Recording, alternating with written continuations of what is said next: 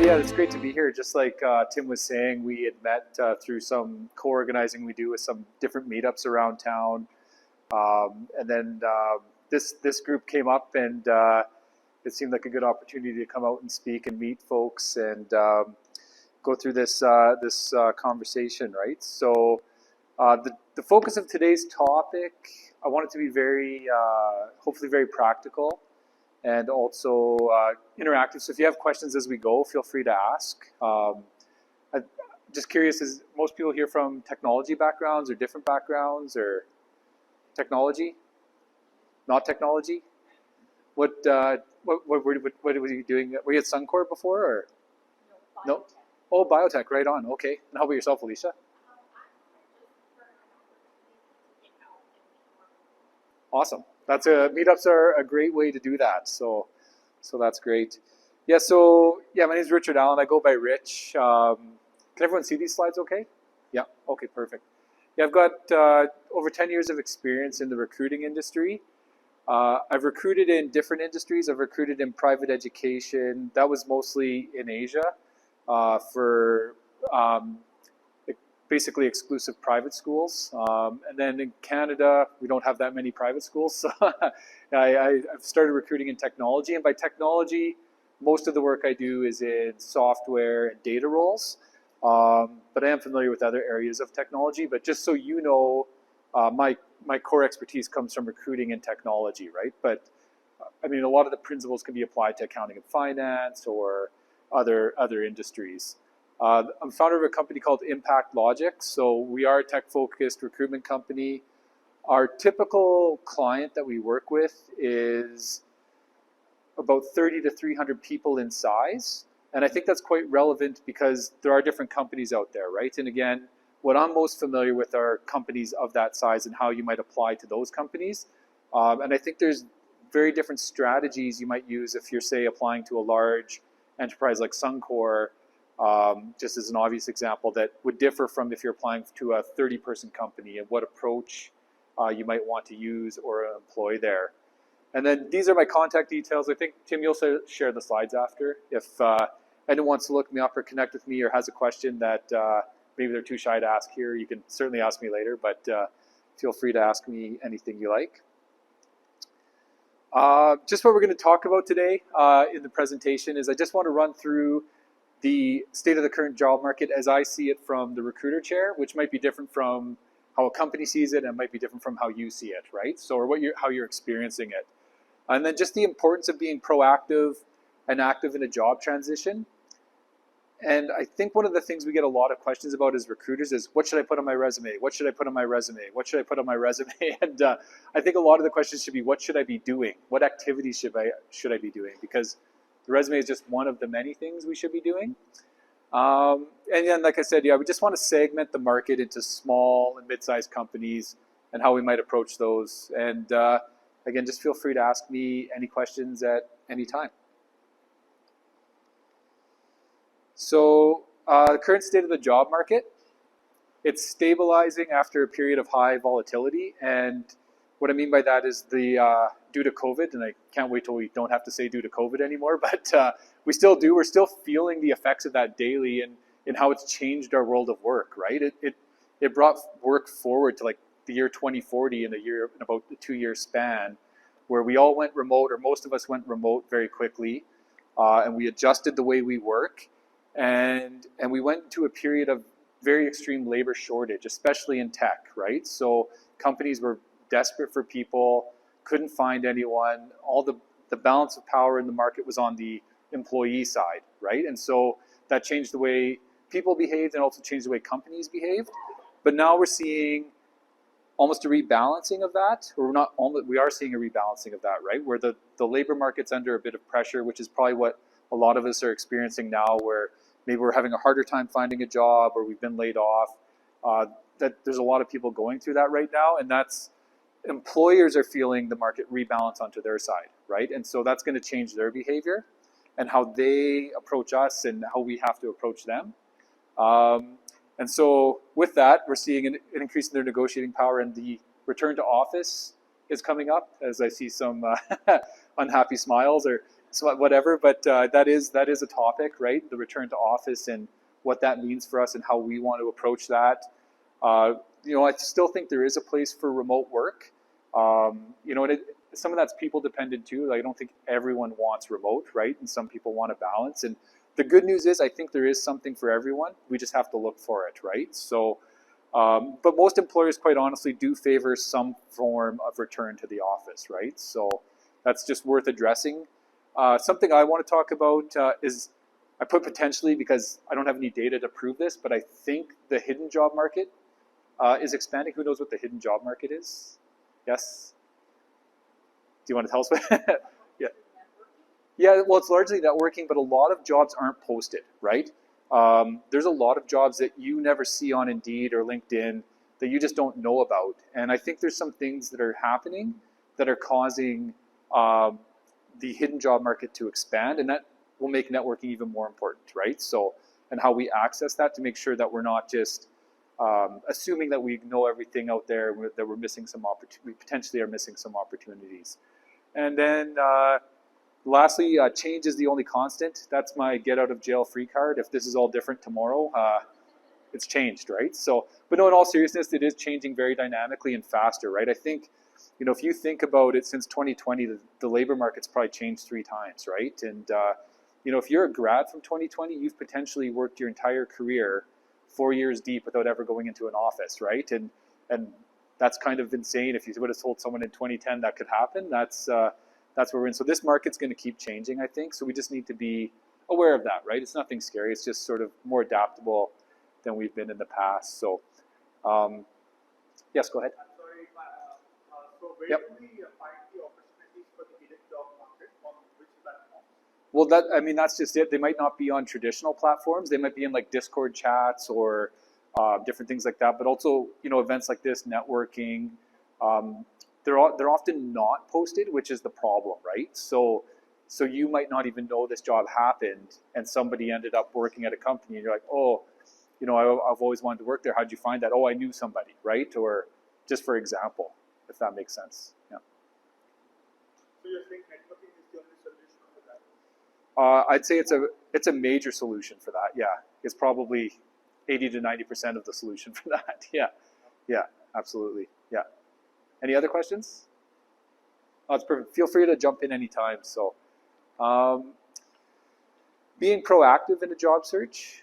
And again, sometimes I worry with these presentations because everyone here has taken the initiative to come out to an event, meet people. In some ways, we should be talking to the people that are home on the couch doing nothing, right? But it's good that you're here, so you can, in some ways, be rest assured you're taking the right steps. As frustrating as it might be at times to be looking for work, being proactive, we're basically trying to increase our visibility and the number of opportunities we have to get a role, right? The odds of going to one interview and getting that one job are very low, right? So is anyone here, just curious, is anyone here in sales? So the classic sales funnel, right? We're going to be trying to fill that up, and then we just need to work our opportunities down with the right opportunities that we want, and keep keep the sales funnel full, basically, right? Because we know any sales funnel, by the time you never close anywhere near 100% of your deals, right? So that's essentially, congratulations, you're all salespeople now, right? It's it's how it all works, right? So just what we want to do is when we end up in this situation, I'm assuming just because of the group, a lot of people might be going through a layoff or a career transition. We want to assess our situation, and then we want to develop a plan to proactively highlight our strengths, but also address our weaknesses, right? And weaknesses might be the wrong term. It could also be just potential employer concerns, right? And I'll talk about this more, but like often people are shy about asking questions, or they assume they can't ask a question. So rather than ask, they just make an assumption, right? And so an easy example is that could be like a gap on a resume, and you might have probably do have a very good reason for that.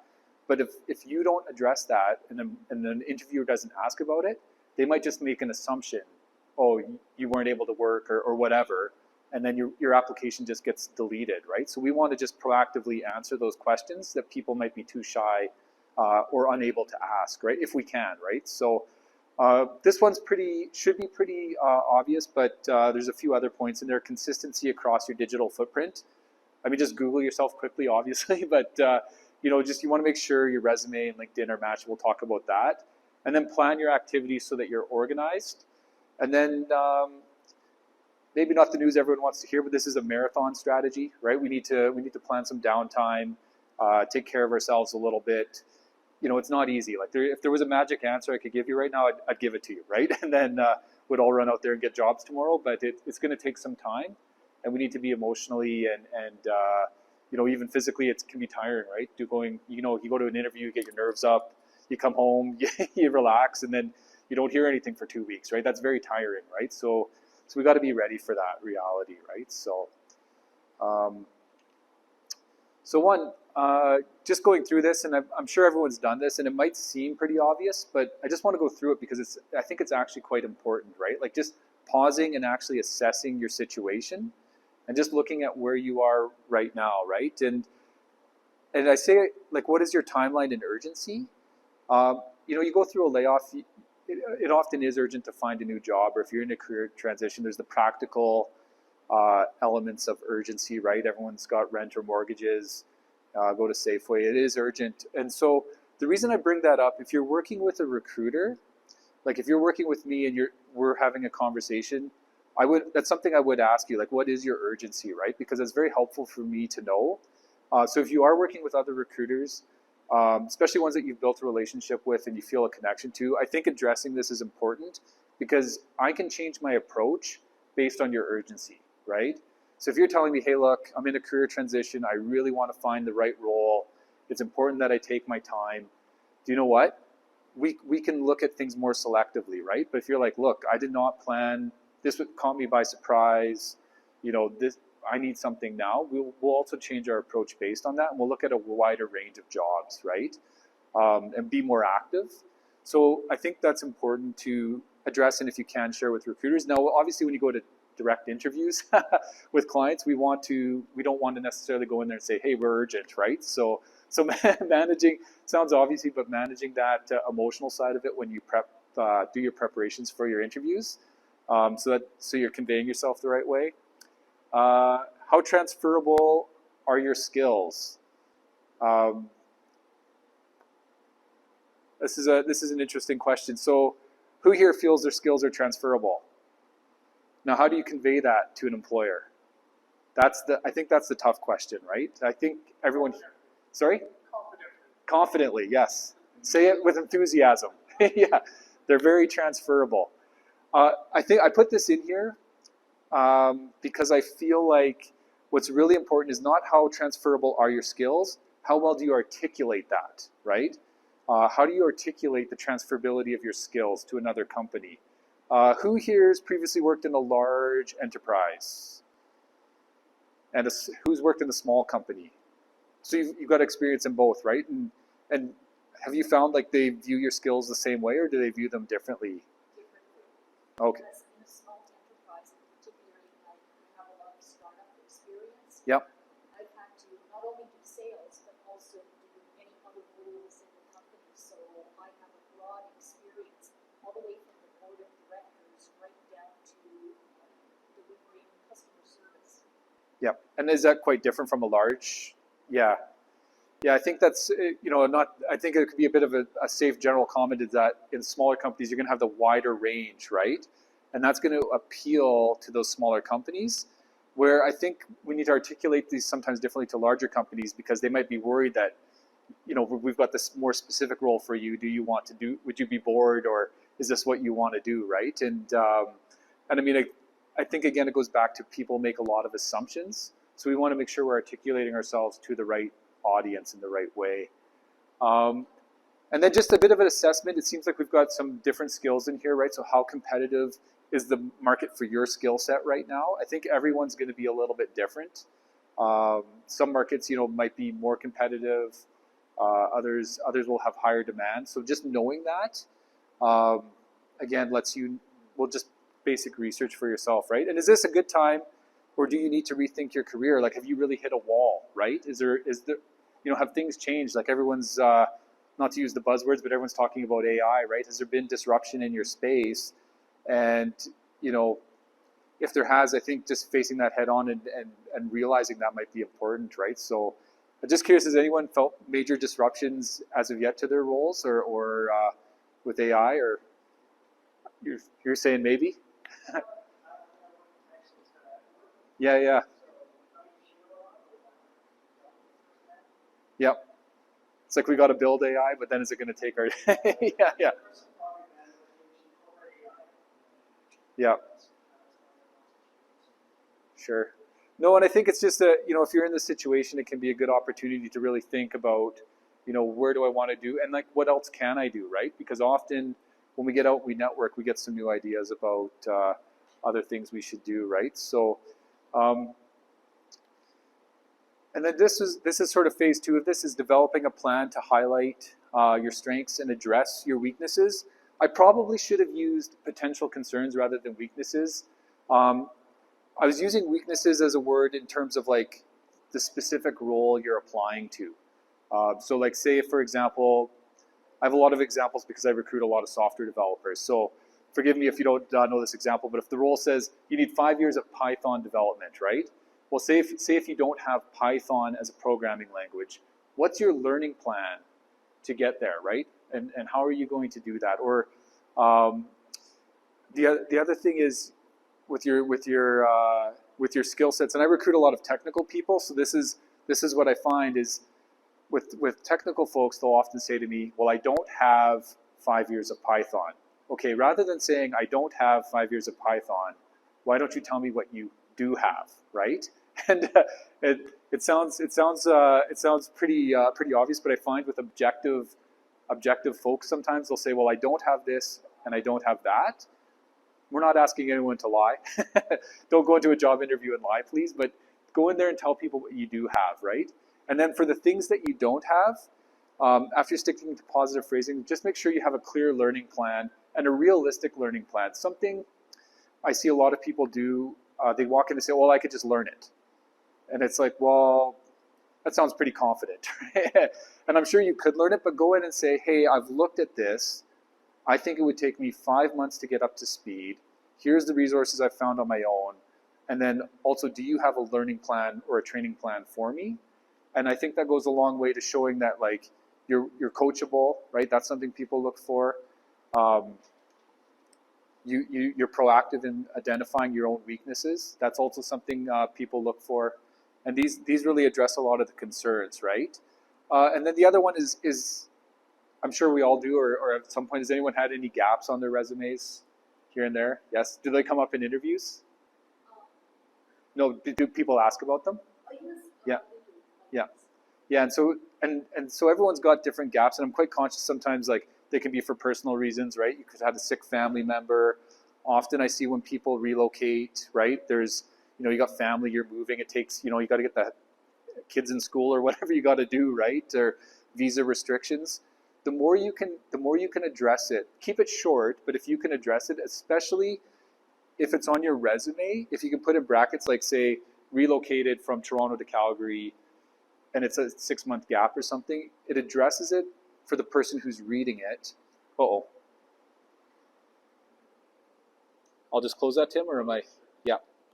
And so the reason I'm saying this is the danger is when you have gaps or something on your resume and they're not addressed, is often your resume could just be deleted by the person reading it, right?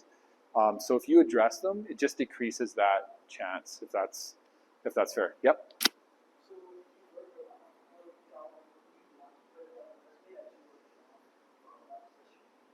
You know what? I think if you're working in tech, I think right now it's okay. The reason is, in the context of tech, like we're talking software, just so everyone's aware, there's been a lot of layoffs, and so there's a lot of sympathy to that, and there's a lot of understanding. Say if the tech market was booming and you were laid off, right? That might raise some more questions, but it went through a really significant dip, right? So like people would understand that and say, okay, you know, this company's lost money or ran out of funding. I think addressing that head on is a good idea, quite frankly. Yeah.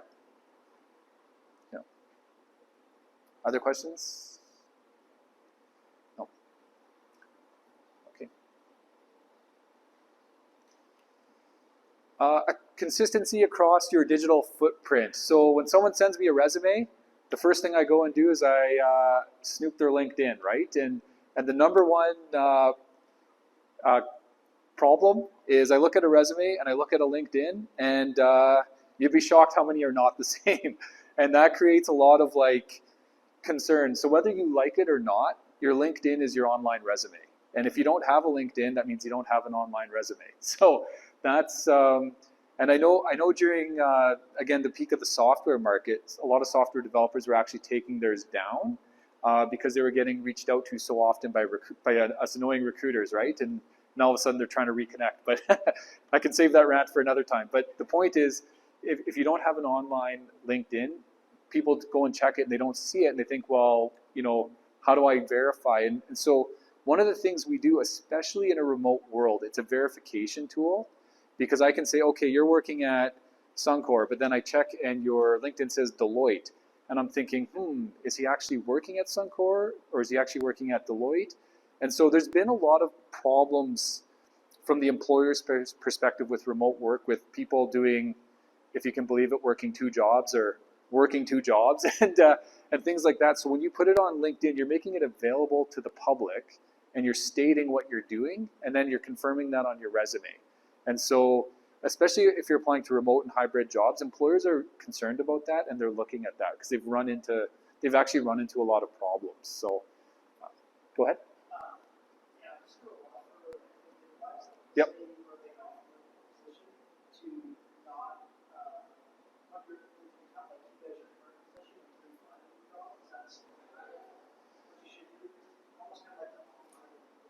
You know what? That does I know what you're saying, and I agree. It does optimize your LinkedIn. It is set up that way. It's probably not totally ethically right from LinkedIn's. They should fix that algorithm. But yes, that does affect your search ability. So I would keep it that way. Yeah, and then just address it right away if someone brings it up. Yeah. We'll see.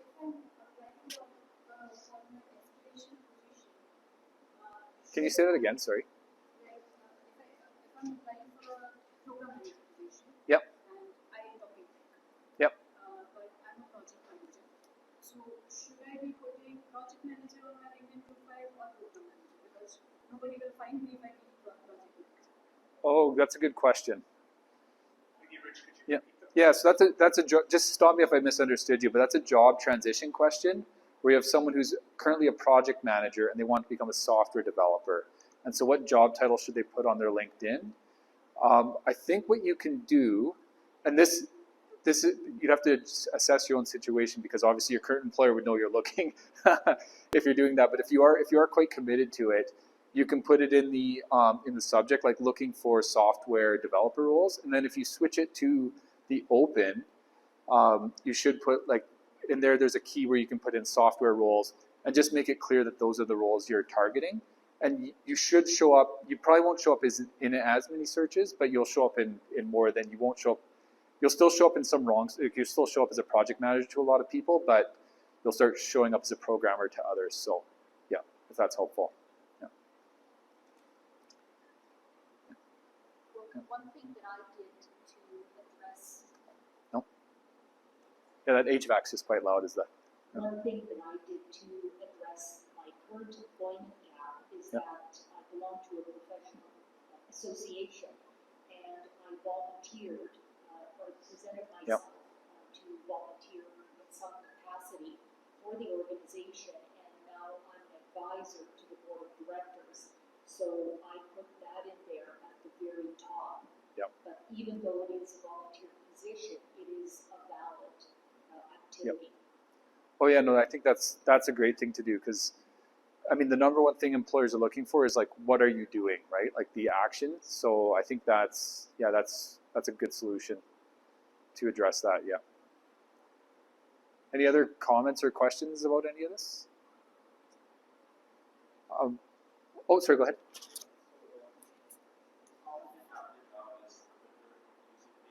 Yep.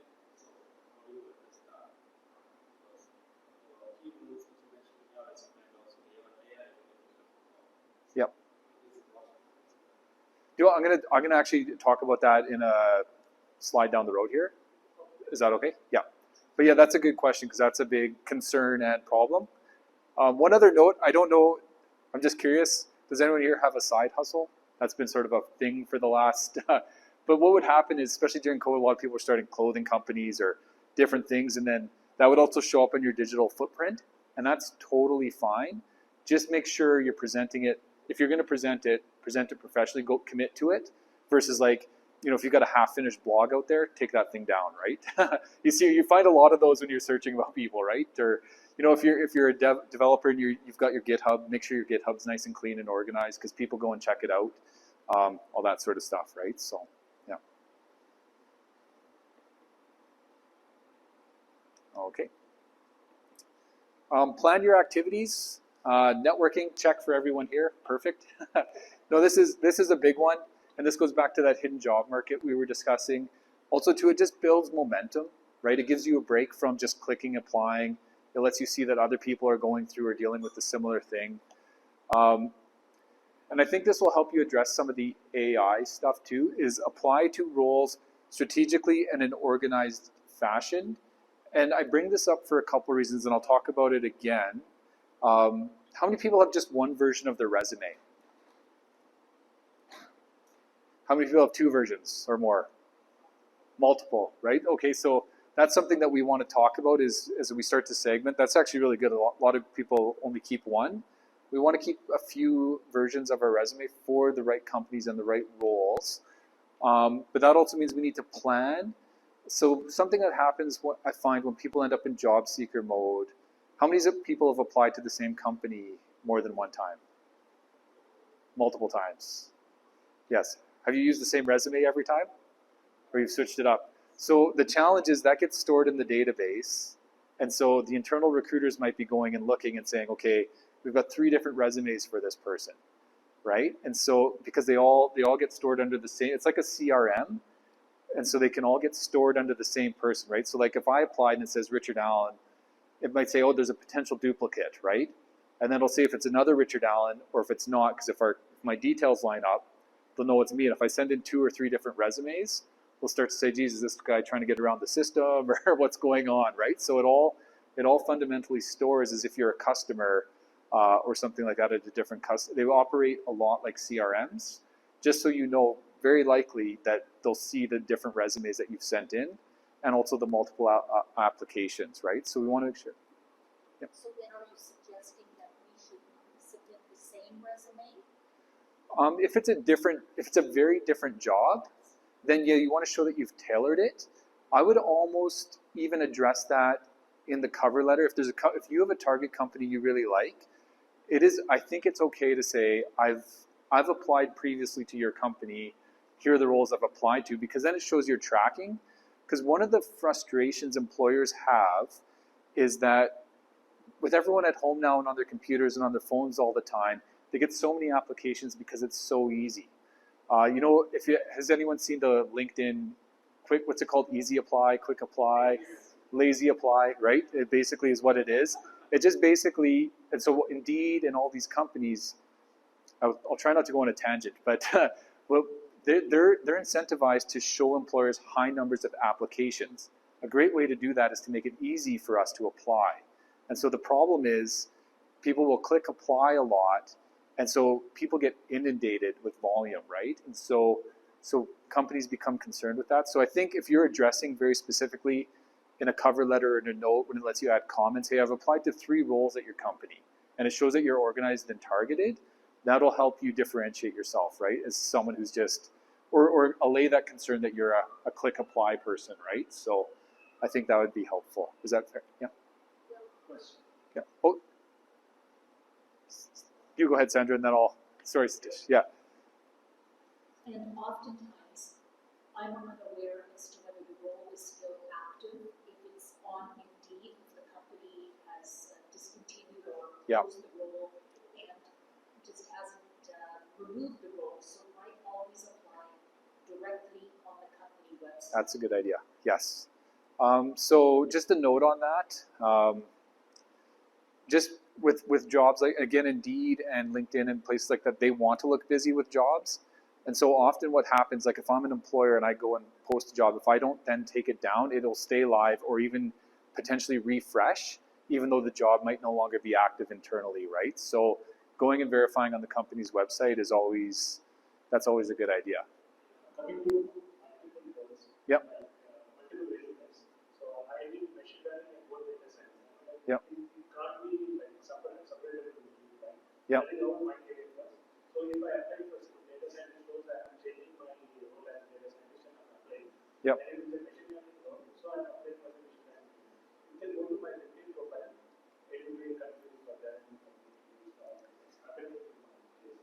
And it probably is happening, right? So, I mean, I wouldn't be able to jump into too much that. We'd probably have to look at that and come up with a specific plan to highlight like the balance of your skills and what you really want to focus on.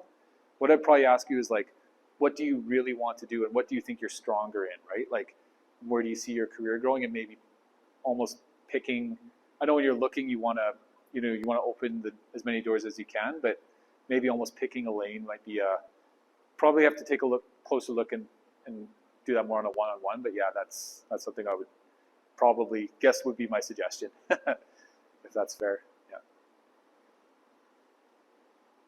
But yeah, I know a lot of roles are close, right? Like that data science, machine learning, and it's like, what am I, right? And the problem is, I got to stop myself from going on a tangent again, but the problem is some companies don't know, right? They use the terms interchangeably. Right now every company's saying, let's use AI. Well, they don't even know what it means, right? So, although a lot of them don't, without knowing what it means, right? So, yeah, when you're in those ML, AI, data science roles, data engineering roles, a lot of companies treat them similarly. So some of that comes down to researching those companies and seeing who do they have in those positions, and are you reading their LinkedIn profiles as machine learning developers or data scientists, right? So that might be another way to kind of go about researching them. Yeah. Any other comments or questions?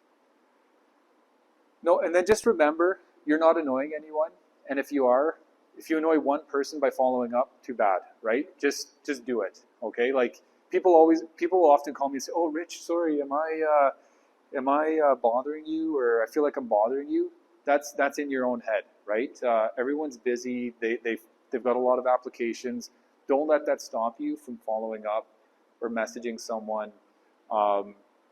Like I said, you're all salespeople now, so you get to go door knocking, right? If you're a door knocking salesperson, and then it's the classic sales funnel, right? So it's not stuff we want to hear, but it is in many cases that 100 no's for one yes, and that's sort of basically that grind, right? So, and then, go ahead. Yeah. Do employers feel follow-ups as a sign of desperation on our part? I think as long as you're persistent and you're phrasing them and you're representing yourself properly, you want to think about what you're saying, right? But if your message is a courteous follow-up message, or hey, if you follow up at 5 o'clock on Tuesday, don't follow up at 9 o'clock on Wednesday, right? But I do think if you're doing it properly, there might be one person out there that says, "Oh, this person's desperate," or "This person's annoying me," but I think it's far more important to do those things and annoy that one person than to not do them.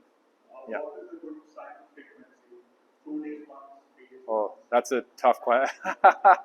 I think use your judgment, use good judgment, and look at each company, but don't overdo it. But like if you're doing it once a week, I think that's, and then after a certain point, maybe spread them out a little bit. Yeah. Yeah. Yes, I'm in sales, so I was going to say that initially phone up after, or follow up after the first week, then give it 2 weeks, and then another week after, mix it up a little bit, but if you follow up several times during the week, okay, now you're a pest. Yeah. So, because I know when salespeople call me, or have called me in the past to sell their product or service to me, oftentimes I'm busy, and I like to have a person following up, but having a week or two bit of delay, that's great, but having that person follow up on a somewhat regular basis, I appreciate that, because I get busy and I forget, and so it's good for people to follow up. Yeah, no, it's actually helpful, right? Like it's when people do it the right way, it actually becomes a help. So, yeah. Any other questions?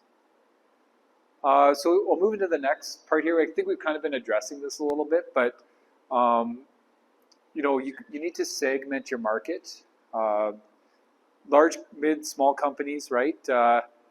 And treat them differently, right? So I think when we look at understanding each market, it's already, we talked about having more than one resume, right? Whether that's the data scientist or machine learning, but also, Sandra, I think you were talking about working for large and small companies, right? You might change your resume based on those pretty substantially. My comment again is just going back to what we already said, is stay organized, right? Make sure you're sending the same or very similar resume to each company, and build relationships with recruiters that you connect with, and then work with recruiters that come from different sized companies. So we're a really small, we're a 2-person company, right? We're a really small company. Well, what does that mean? The companies we work with are small to mid-sized companies, right? They're 30 to 300 people typically. And the reason for that is larger companies have vendor management systems, and they tend to work with larger recruiting companies, okay? Not that we wouldn't love to work with them, it's just they have vendor management processes. They want to know how many people we have on our staff. It takes, you know, 2 years to get on their vendor system. We don't have time, you know, we're busy dealing with our you know, all that sort of stuff, right? So you might work with us and say, okay, you've got 30 to 300%, I want to work with an enterprise. Then, you know, maybe, I think someone from SI Systems was here previously. They're going to work with larger companies than us, right? And so they're going to have different opportunities. And so it's wise to spread your network that way, if that makes sense, right? Work with recruiters from different sized recruiting companies, because we'll have different opportunities. Also, just a comment on recruiting, we tend to do mostly permanent work. I'd say 80% of our roles are permanent. If you go to larger recruiting companies, most of the roles will tend to be contract, quite often. So there's some nuance there. And that changes how you work with them, and it changes how they work with you, right? So we do some contract, but not much. And I know like a big firm like SI, they probably do some permanent, but the bulk of their roles are going to be contract, right? So anyone here? Oh, questions? Yep, go ahead. Sorry, Tim, make you run. Get your steps in. Yeah. So, when we are targeting companies, Yep. can we also target companies that are not in the same geographical region as us? Like, for example, a company might be hiring in Toronto, but it's a remote role. Yep. So, how do we make sure we are on top of the pile for such companies and not bottom of the pile because we are in? Yeah, I mean, I think I don't have an easy answer for you. I think that's very challenging, right? You're automatically, even if companies are hiring remote, they might favor someone who's in Toronto just so, like, if we have to grab coffee, we can, right? So, I mean, and remote roles, spoiler alert, I talked about, but remote roles are just that much more competitive because now you're competing with everyone, right? So yeah, if you're competing with the whole of Toronto market, you're also competing with the whole of the Ontario market and the whole Canadian market, right? And so I don't have an easy answer for you there. So if you're targeting hybrid or in-person roles, you're going to drastically reduce your competition, right? So yeah, I mean, and the other challenge with remote roles, that's where employer frustration comes in, where they get huge volumes of applications, right? So many, too many to deal with. So to get on top of that piles, if I come up with an answer, I'll let you know. I don't have one. Yeah. Sandra, you had a question? Yeah. So then, as a smaller firm, are you Yeah. using any AI technologies to assess candidates? So for example, there's one AI technology called Humantic AI, and what that does is that a recruiter can copy the LinkedIn profile of a client that they're working with. They copy the LinkedIn profile, drop it into Humantic, and Humantic will automatically assess their personality profile according to DISC or any other profile Yep. that they want to, personality profile that they want it assessed against. And then the recruiter, Humantic, will then develop a line of questions specific to that personality profile for the interview process. No, we're not using anything like that. Yeah, I mean, I think there's a lot of that stuff out there. We've been asked to demo some stuff, and we're looking at it, and some of it I think will add value, and I think some of it is AI for AI's sake sometimes. So we're trying to figure out, like, yeah, we're researching and looking into that stuff because we want to know where it could help us, and where it could help people find jobs or companies find people. But sometimes I think too, sometimes that's you just get AI for AI's sake, maybe, right? So, yeah. Because even some of the HR firms Yeah. or HR company departments in larger companies, what they'll do is that they will also take the LinkedIn profile or even resume, drop it into an HR AI, and determine the personality profile, and also match that against the other members of the in-house team, the Oh, people who are also working within the company, to see how well the candidate matches to the role that's being advertised, and also how well that candidate will match in accordance with the other team members that they're potentially going to be working with. I've seen that stuff used before to varying degrees of success.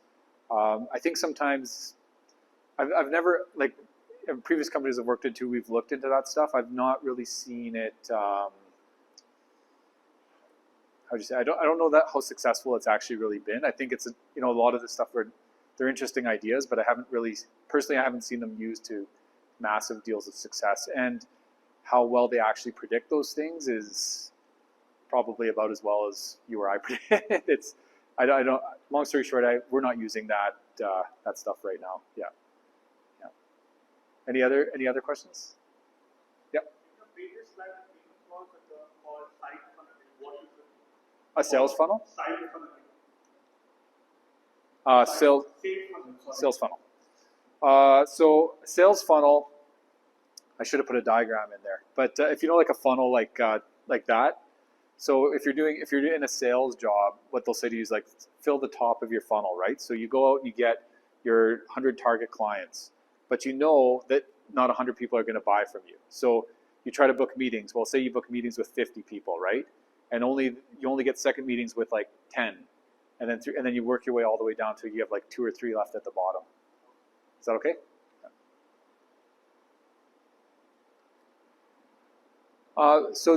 Sorry. Yep. Regarding the companies, right? Yep. Yep. Oh. Yep. Even though the job description of the role which doesn't match to our profile, right? LinkedIn or any different. Yep. We just reach out to us and like, okay, this is there, you can just find the client, all those things. Like, what is it about this client? Sure. That's I mean that'll depend company to company. So if you're looking at us, someone who mostly does permanent roles, we understand a permanent role can be different than a contract role, right? So it's like renting versus buying, right? A permanent role, people are tending to be a little more invested in. They want to find somewhere they can stay for multiple years. So what we do is we'd meet with people, one-on-one, find out like what you want to do in your career, but also where work fits into your life, right? Like, are you looking for a startup? Is that something you can do right now? Or do you have too much going on? We don't have to go into super levels of personal detail, but do you have too much going on to do a startup right now? Do you need that stability and security of a company that's well funded and stable? What do you need, right? And then for us, like, I'll probably meet, I might meet 200 people during the course of a year that I've not met before, and place maybe 15, right? So it's not a high percentage. So what we try to do is let people know, hey, we have a role for you, or we don't have a role for you, but our work should be proactive. I find the best recruiting happens when I know the person before I know the job, right? Now, contracting can be very different, and it's potentially a little bit more metric-based in terms of if you're working with a recruitment shop, because it's much more about speed to market, where companies, large enterprises will budget a certain amount per year for contractors, and they know that much is going to be spent with agency. And so a lot of that comes down to availability, right? We have a C#.NET developer that we need to place for a 6-month contract, and we need them to start in February. Well, if you're not available to start in February, you're out. So a lot of that is a lot about keeping good notes and they're being active. So they'll probably call you more and call you with more frequency, but they may not have the stars may not align, right? So if that's helpful, yeah. And again, follow up, right? Like you're not bothering anyone by following up. So going to the large companies is how we're segmenting our targets. This was some of the AI questions I was getting before, and I think even to Sandra's point, this is where you might see more of that these AI tools being used. This is where you're going to have to play the ATS game a little bit more, the keyword game a little bit more. They will have more screening tools at the door, but your resume still is going to be read by a human at some point, hopefully. Yeah. Now, what about in order to make it through the ATS, putting white text? Oh, I wouldn't do that because it could show up at a late hour. You know what I mean? They might find. I'm assuming by white text you mean like using the keywords again. Using keywords but having just in the white text so it doesn't Yeah. like jump out. Yeah. No, I wouldn't do that because if you get busted, say you get all the way to the final interview and they might say, "Oh, that was unscrupulous" or something, right? So it would be kind of a shame for that to hurt you at the last minute, right? So. So yeah, with large companies though, you do want to be a little more conscious of ATS. The problem is, what I see the most of is what I call a word dump resume, where people take the word and they repeat it like 6 times, and it's like you don't get bonus. I'm sorry to tell you, but you don't get bonus points if it shows up like 20 times. And we get people with like 5 years experience with 5-page resumes, and it's ridiculous. But it's a common problem. So just assess that for yourself. If you've got a 5-page resume, I can guarantee you it's too long. It doesn't need to be that long. And then with large companies, the other thing you need to prepare for is the more structured interview process and longer periods of silence, right? Just because they're bigger and they have more process, they're going to have more applicants. They're also going to have more formal HR rules and things like that than smaller companies, right? So that's just something you want to be mentally prepared for. And it can also be more difficult to get feedback. I wouldn't say anyone's an angel in terms of giving feedback, but there's no perfect players out there. But I think it can be more difficult, especially if you apply to jobs in the U.S. Right? There's a lot of concerns around liability. Like if you apply to jobs at Meta or Amazon, when they're done, they just say, and due to legal reasons, we can't even give you feedback. And it's like, oh well, thank you so much for that, right? So. And again, this is where large firms or larger recruiting firms, if you're interested in enterprises, that's probably where you'll have a better avenue in, right? So, not that we wouldn't want to work with everyone, just that that's not who our core clients are, right? So, and then bringing it to small and mid-sized companies, this is where. Oh, sorry. Yes. Yep. Yeah, I just want to confirm the minimum page or The minimum number of pages. minimum pages. Just one would be the minimum. I think it can be very difficult, and I think there's a lot of like misconception out there because I'll hear 2 extremes, right? I got to beat the ATS machine, and so I need like a 500-page Word resume, right? And then my resume should only be 1 page. Neither one's totally true. If you can make a really nice, succinct 1-pager, that's fine. Don't feel obligated or pressured to do that because it can be really tough to get your experience onto 1 page, right? But at the same time, going 5 pages would be. You'd have to have a really good reason to have a 5-page resume, basically.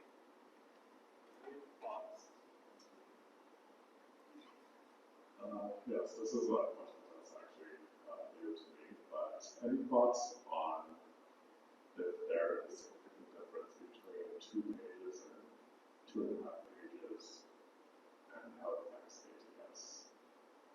Ooh, I would be guessing. I really don't know. I won't guess. So I don't know if number of pages changes anything in an ATS tracker. I'll look you up, Nicholas, and I'll do some research for you. Good question. Yeah. So I've heard some difference in statistics on the ATS. Yep. So in order for a resume to pass through an ATS, I've heard some statistics that it should be a 60 to 65% match. Then more recently, I heard that it should be an 80 to 85% match on the keywords. So what is the typical benchmark? So I mean, internally, personally, we don't use them. I don't. I think a lot of really good people are eliminated by an ATS. I think unjustly, right? Um, so this is just based on what I know. So if you hear different things, I'm not saying this is right, but what as far as any ATS that I've ever looked at or seen, all the resumes still come through. They just get ordered, right? So when people say they don't get through, I don't. As far as I know, I don't think that's really true. I think they all get through, and they all still end up in the inbox. The problem is an ATS might order them from best match to lowest match. So when people are saying 80%, that just would mean it would probably be like a Google search. It'd be the first link, right? And then it goes back to that challenge of, I mean, if you're scrolling through something yourself, look, you know what I mean? If you get all your spam emails, you just kind of glance. Often, unfortunately, that's how your resumes can be treated. And that's why it's so important that they're human readable, right? Because people are going to look at them and then they're going to decide if they want to just glance or look further. Yeah. So for that, so if there is some reading that open or are there any tests that automatically just send that rejection email As far as I know, no, I've not seen one.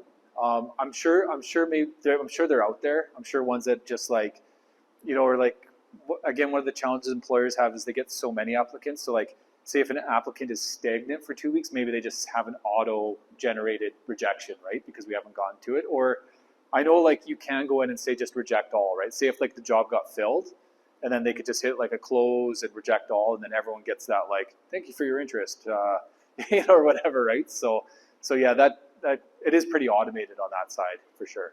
Yeah. I know it's not warm, comforting stuff, I'm telling you, but yeah. Hi, ladies and gentlemen.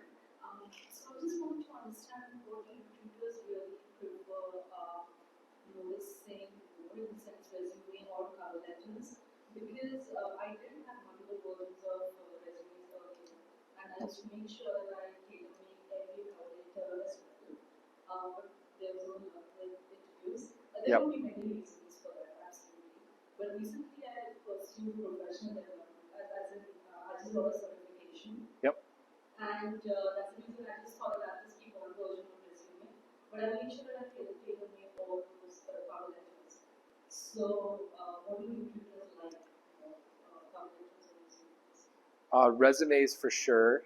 The reason is resumes kind of give me a history of what you've been doing. So there's a couple challenges with cover letters, unfortunately, is if you just think about the modern attention span and how busy everyone's at work, I'm very sorry to say they probably don't get read. They get glanced at, right? Like if you think about how you treat your own phone or any other email or something you look at, it often gets a glance, right? So that's why, you know, the formatting of a resume is quite important, and why I'm a proponent of people taking action and reaching out to people versus my advice would be like contact more people rather than redo your cover letter, because it takes a lot of time, right? So you're probably better off spend an extra 45 minutes making a new connection and reaching out to people directly versus redoing a cover letter. In my opinion, that would be what I would think would be a good idea. Yeah. I've heard one approach for cover letters is to include it within the same document as the resume as the first page. So that the first page of your resume document would be your cover letter, and then the resume would follow on the second, third, and possibly fourth page. What's your opinion on that? My concern would be that someone glances at it, they see a lot of text, and they skip. That would be my concern. That would be the potential downfall, unfortunately, with that. So then the better approach would be to have a very strong profile statement. Yep, that's what I would do. Yeah, and even little things like, you know, selecting good font that pops so that people are drawn to it, right? And all those little things, right? So, yeah, go ahead. It's okay. And what about within the resume itself, bolding certain keywords? Oh yes, a little bit, but don't go crazy. I see people like where it's like you start looking at everything's bold, right? It's like if basically every other word is bold, that's too much. But I think a few bold points are like a really good format where, you know, everything's bolded at the start or something like that. But if there's too much of it, I've seen it overdone far too often. But something like that can be useful. Yeah.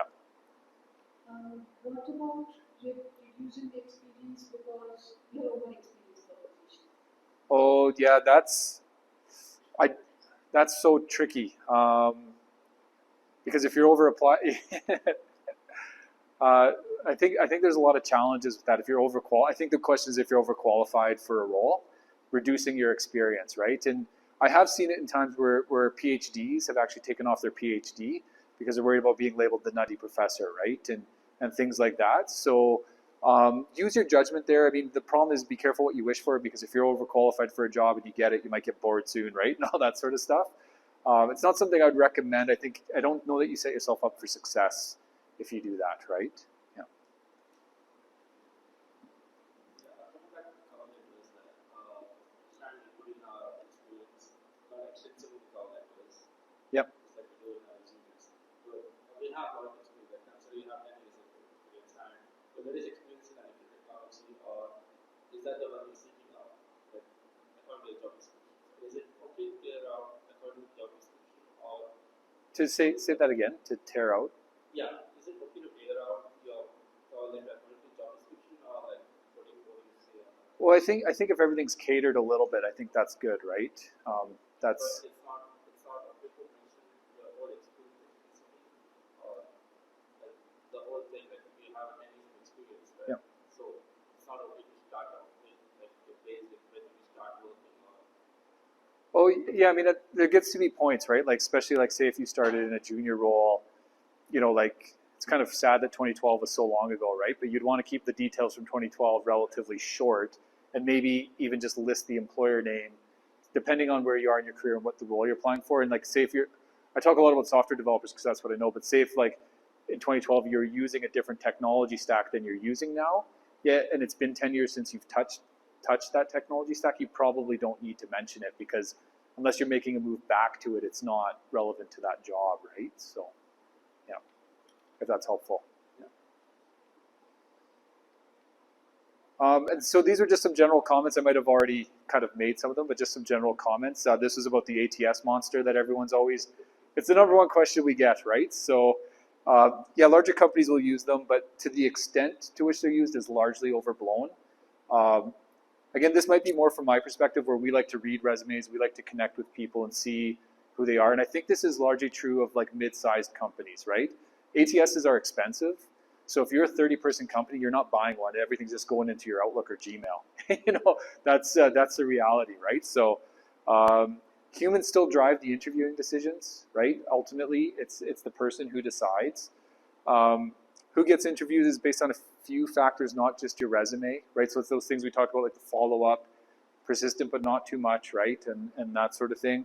And who gets hired is based mostly on your interactions, right? Not just when you, it's kind of like, you know, when you graduate from school and then nobody asks you about your GPA.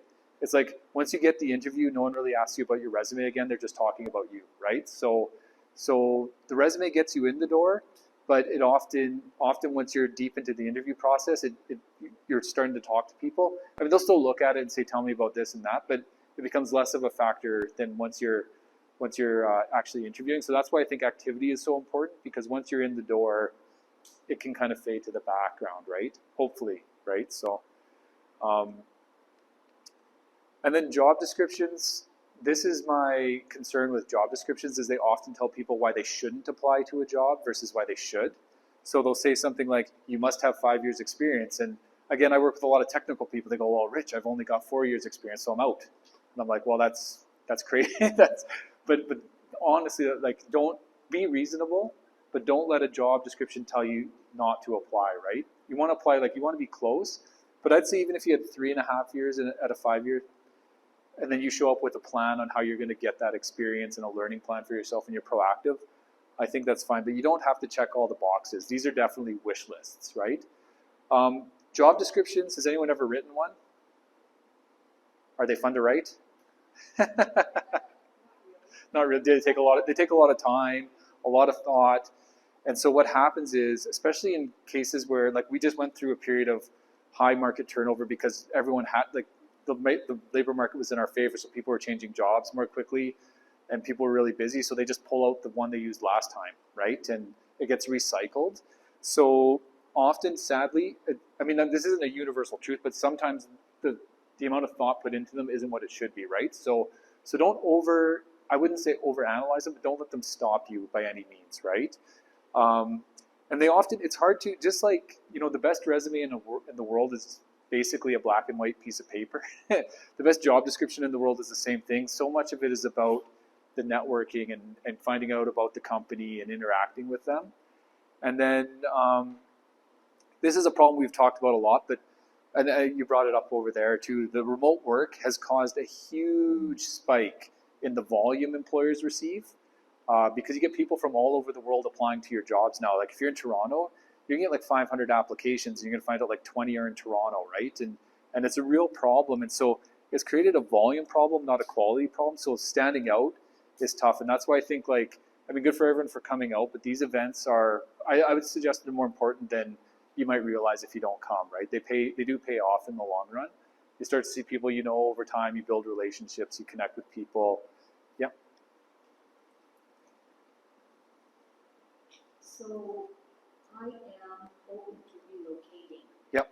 Pretty much anywhere in the democratic world.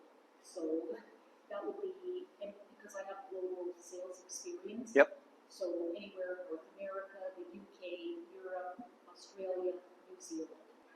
So should I put on my resume open to relocation?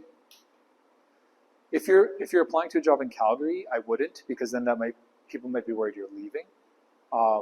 If it's outside of Calgary. Yep, outside of Calgary. The one thing that we've seen relocation packages dry up. Those aren't what they used to be, but unfortunately. But yeah, I'd put that on there. Yeah. Yeah, I would like to give more emphasis with regards to mid-size and small the processes they engage in terms of interview processes. Sure. Well, I mean that would be a huge topic, right? I could probably do that as a separate topic, because they'll be different, right? They'll have almost like people that you'll see more of the company's personality in the interview process, and you'll see more variance in what they do from company to company, right? So like if you look at a 50-person company, they might have HR, they might not, right? So you might be talking to the hiring manager, or you might be talking to a team lead, or you might be talking to the CEO first, right? They'll switch it up. Often with those companies, what you'll find is they rely on internal referrals a lot more, because for them, the risk of a bad hire is really high. If someone comes in and changes the culture or isn't a good fit, the risk to that company is a lot more. So they're going to rely a lot more on what they often do, quite honestly, is they go to their team and say, "Hey, who do you know that we could hire?" Right? That's kind of the port of first call. And then they'll ask their team to hire, and then they'll get more input from the team. So you'll often do a team interview with the team that you would join, along with potentially meeting the owner or the CEO of the company. So it's a little bit more of I'd say the interpersonal side potentially goes up on the smaller, mid-sized companies, but their exact processes will change. If you're technical, I don't know if you have a technical background or not. Sometimes they give technical assessments, and sometimes they say, no, we can't really tell anything from a take-home test. We'd rather just talk to you about how you approach a problem, right? And are you easy to work with and that sort of thing, right? So I know it's not a very specific answer, but I have also seen in larger companies also that sometimes when a manager, for example, will open a position only after they are sure who they are going to hire. only after they're sure. Who they are going to hire. Oh, yes. And to what extent that is true, I don't know, but I've heard that a lot. And I think sometimes, too, they might have policies about it. They might have an internal person that they know, and they have an obligation to post the job. I know that's true in some cases. I don't know if it's true in all cases. I know sometimes, like, if you want to apply, like, say for Enbridge, they have very structured rules about how applications go. So even if you work there and you know somebody, you can't just fast track them through the process. They're still going to have to go through the formal process. Where at a 30-person company, it's like, hey, I used to work with Joe at my last company. They're great. That pretty much puts them at the front of the line, right? They can skip all the way to the front. So, you know, that's one of the differences for sure. Yeah.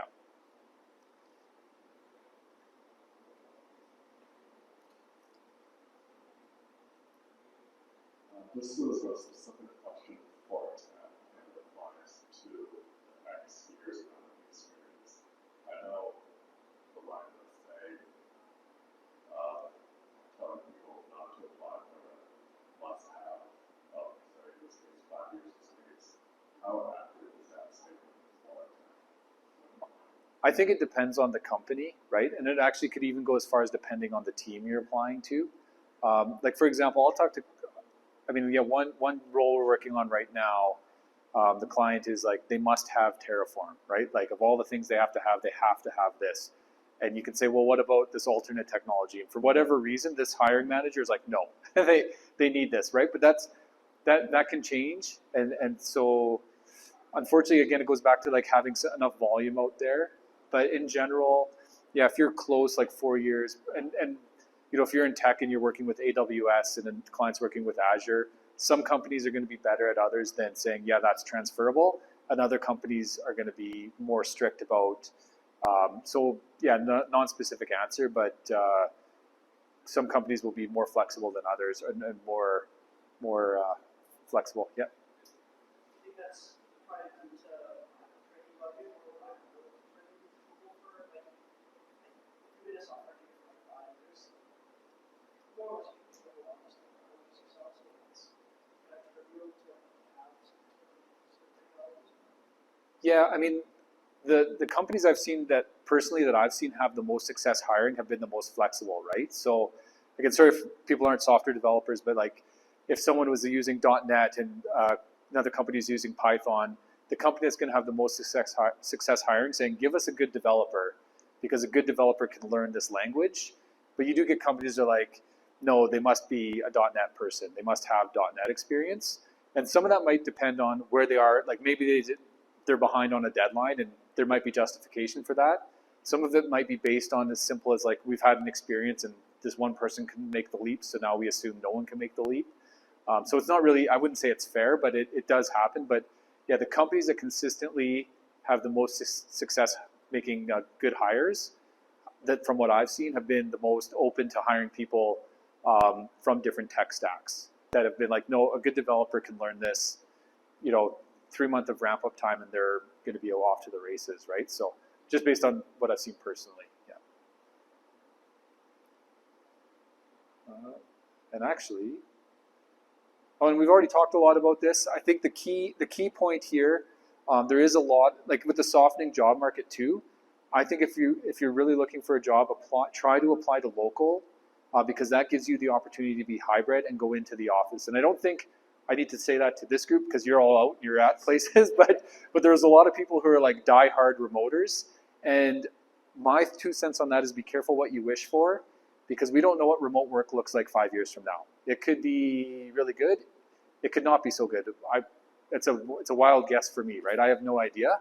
But I think if you are willing to go into the office, saying that in an interview, stating that, hey, I missed some contact, I like that. Employers want to hear that right now. So, kind of plug into that a little bit, right? So I think that's relatively universal. Even if the company doesn't go in all the time, just saying, oh yeah, I'd love to meet people for lunch once in a while, things like that, shows that you want to be connected to the company and that you don't just want a job, right? So a couple things, you won't have a connection with everyone you meet, right? Sometimes you just, for whatever reason, you just don't feel that connection. That's fine. Don't overanalyze it. Just move on, right? Make that next connection, and you'll find the people that you network well with, whether that be some recruiters. I encourage people to work with 2 or 3 recruiters. That way, it takes the pressure off us. We don't have to. No, but you do connect better with people. Might understand you a little better, or they might understand you differently, what you're looking for. They also will have different clients and be able to help you out differently, and it helps build your own network. You might not get feedback from who has feedback problems with interviews. Anyone? Everyone gets feedback after their interviews? No feedback? Yeah. I think, yeah, general. I think so I get that question a lot, like, why don't I get feedback? And the challenge is people don't like to give bad news, right? So if you come in and you do a bad job and you mishandle a question, and I'm the interviewer, I'm like, oh man, I don't want to call Sarah and tell her she totally missed that question or she didn't present herself very well. And so it's not so much the company, it's more of a person problem. It's no fun to be the person calling with bad news. It's much more fun to be the person calling saying, you got the job, right? So sometimes it's as simple as that. I think when you can get feedback, and then if you have like a mentor or an industry peer who you trust to actually give you some direct feedback that might not be as fun to give, I think that can help a lot, right? Because sometimes we're not aware of how we present ourselves to others, and having someone who is willing to do that is hard to find. It's not easy, but if you can, I think it can go a long way. And there's no such thing as a perfect resume, in my mind. Other people might have different opinions, but activity will always outperform a perfect resume, right? So doing things like this, door knocking, talking to people, I think that's the most important thing.